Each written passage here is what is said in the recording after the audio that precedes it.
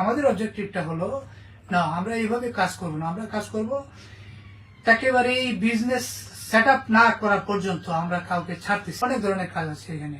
তো এখানে সবচেয়ে এই সব কাজের মধ্যে সবচেয়ে বেশি ইনকাম হলো গিয়ে গ্রাফিক্স ডিজাইনে। এই এই লাইনে যদি স্কিল ডেভেলপড হয় তাহলে সে তাড়াতাড়ি তার ফ্যামিলিকে, তার নেক্সট জেনারেশনকে, ফিউচারকে একটা ভালো পর্যায়ে নিতে পারে।